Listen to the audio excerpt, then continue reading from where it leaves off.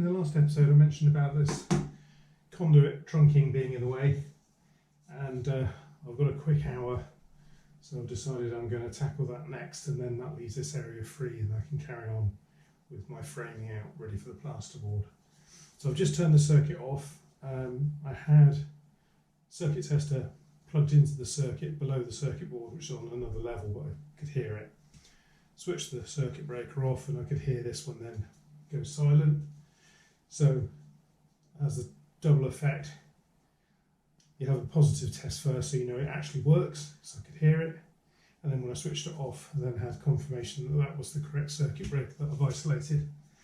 But obviously it's not the same socket, so I'm just going to plug it in now. Yeah, there you go. Circuit is definitely dead, so I know I can work on it safe now. The only thing is, because I've only turned it off with a mini circuit breaker, we could get a neutral earth fault which will trip the RCD for the house, so it's not a big deal. There's no one home at the moment anyway. All I'm going to do is just as quick as I can remove all these face plates so I can actually physically remove the cables, and then I'll temporarily bridge the ring.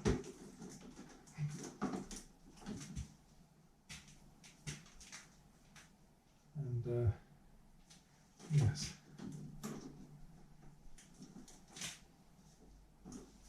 my glasses.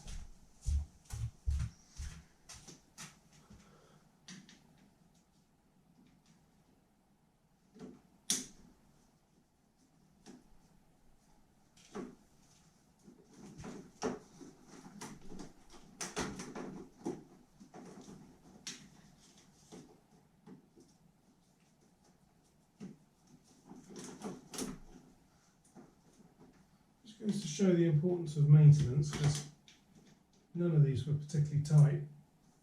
So it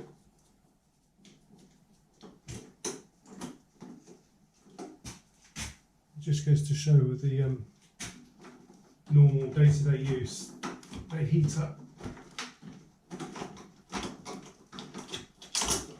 shrink, and basically work themselves loose.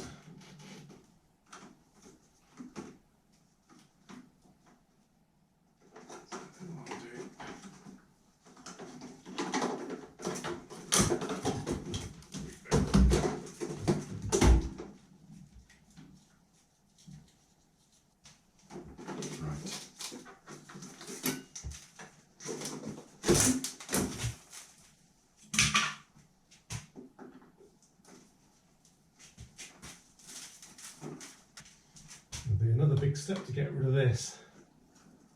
So used to seeing it here now.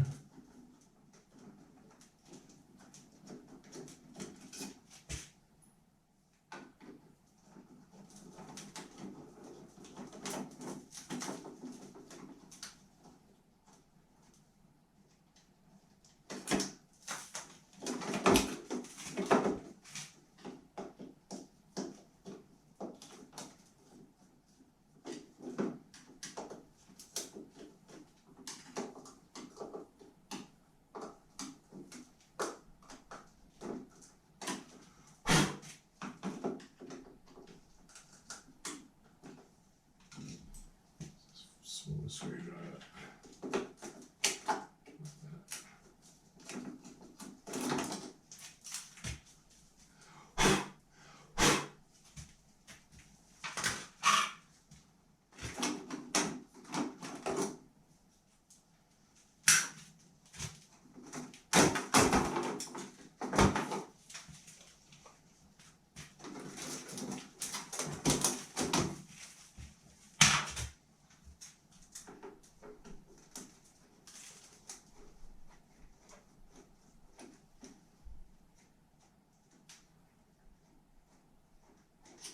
I think this was one of the best projects I did in here. Actually, transform this space.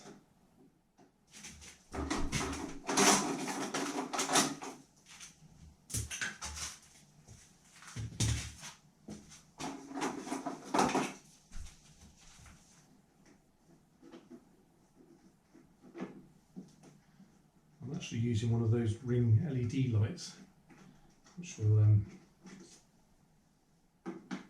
hopefully make the video bright enough. Obviously with the power off down here, because I was relying on plug-in lights.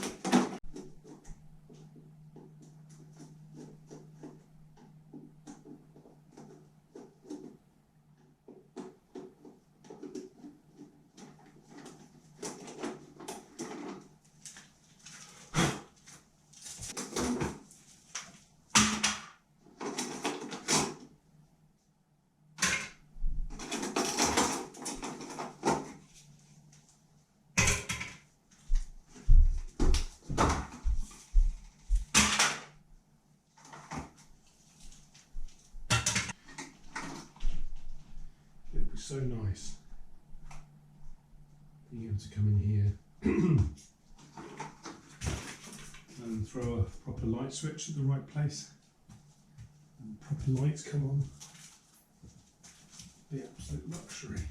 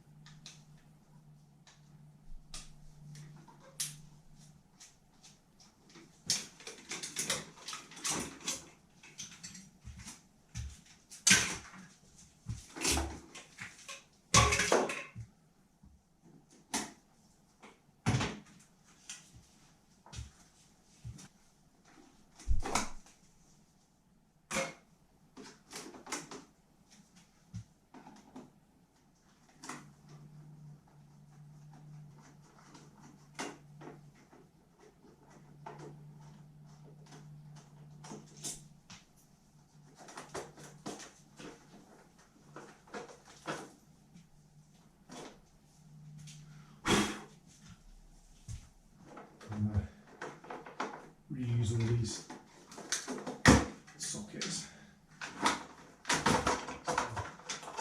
It's all good quality MK stuff.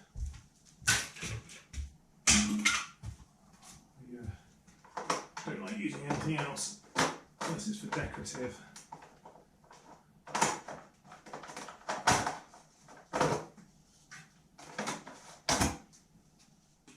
The quality is so much better.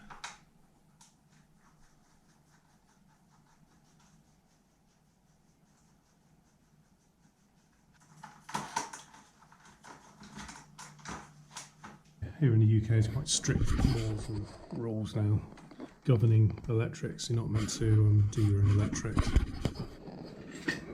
I'm not a qualified spark. Never done any formal training. I'm all self-taught. But yeah, bit of neutral exposed there.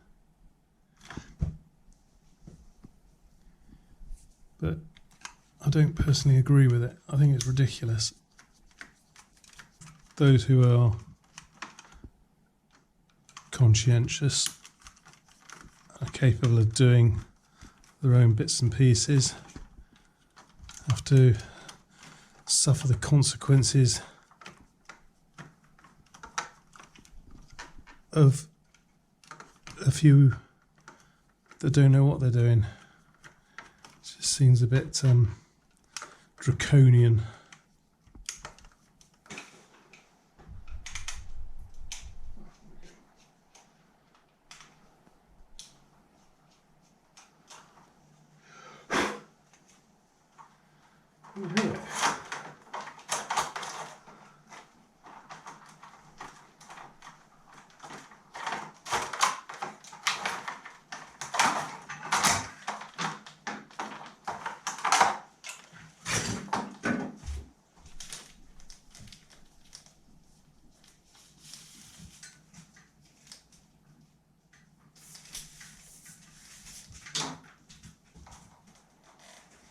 Lighting one, wasn't it?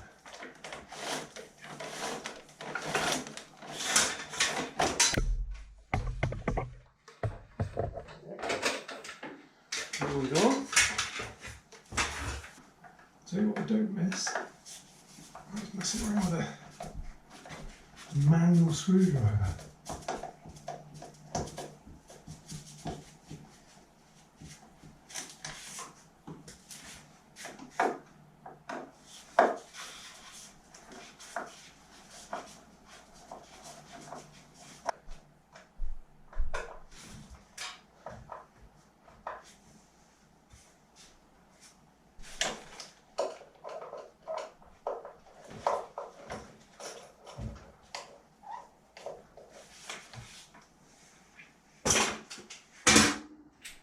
Could have left the conduit in place, but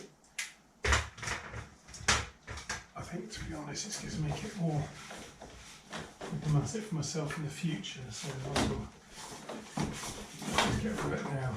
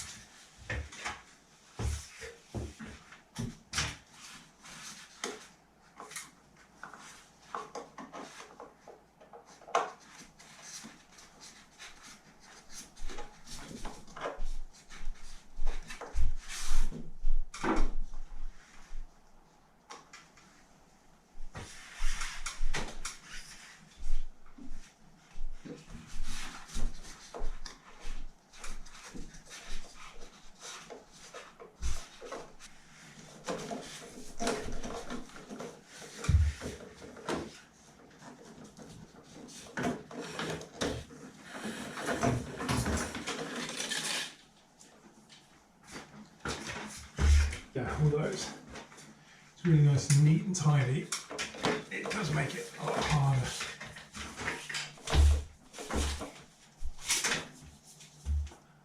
It's the right decision to get rid of it.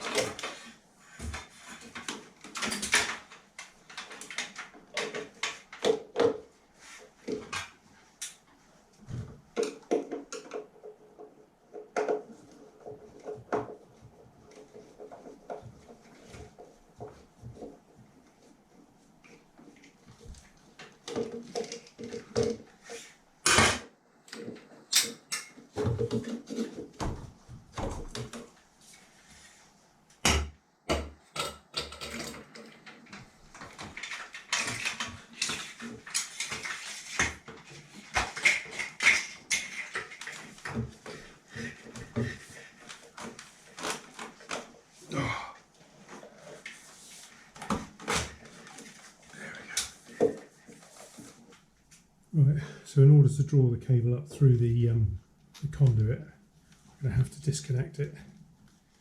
Now, what I'm going to do, it's quite difficult to identify the colours there.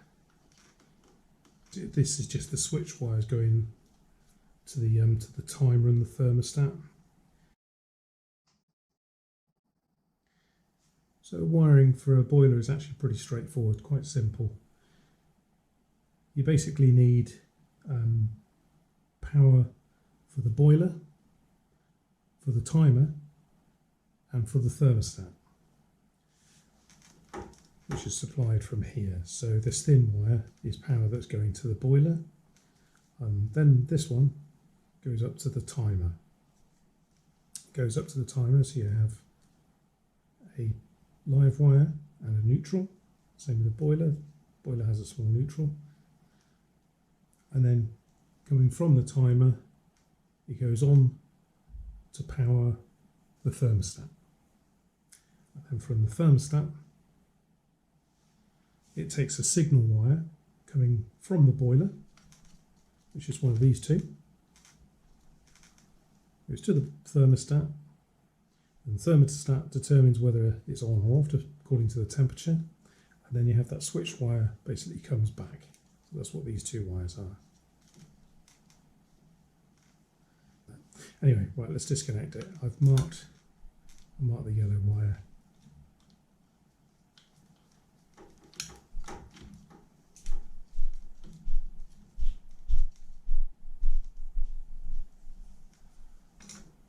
Put a little bit of tape around that just to identify it.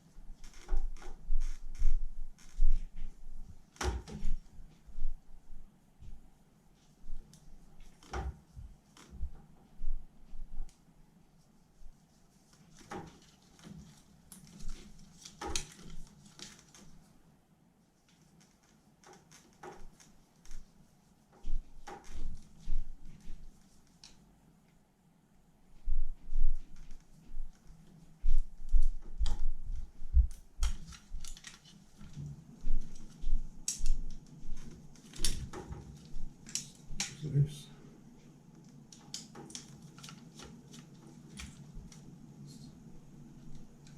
Yeah, horrible mix size wires. Look at that. Screwed onto the insulation.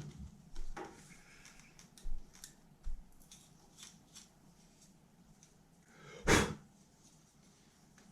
you can't do your own electrics because it's dangerous.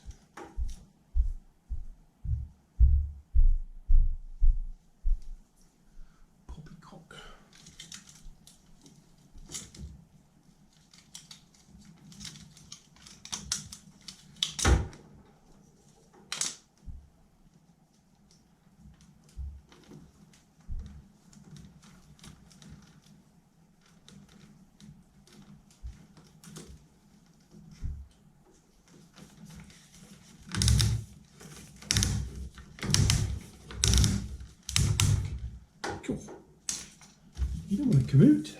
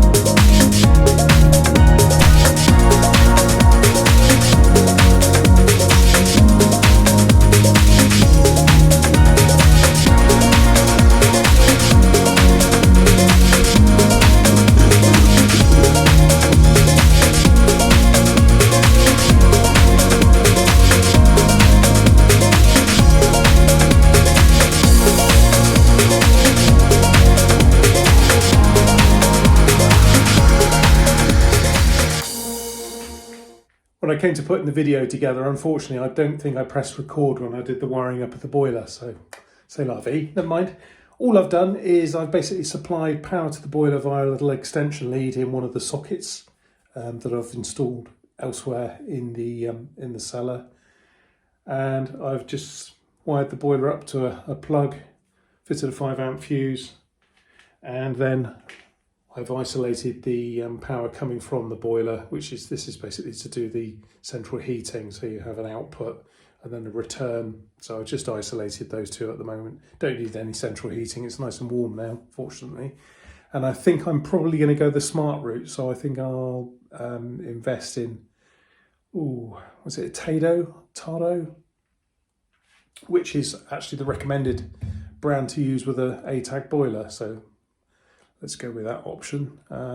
So yeah, that will come up in a future episode. So keep an eye out for that one.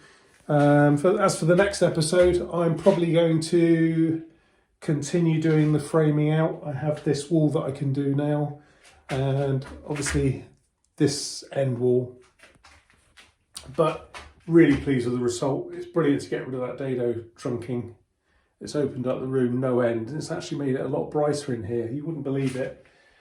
But that going across there was actually keeping out quite a lot of the light, so really pleased. So thank you so much for watching. Stay tuned, and I'll catch you in the next episode. Bye guys.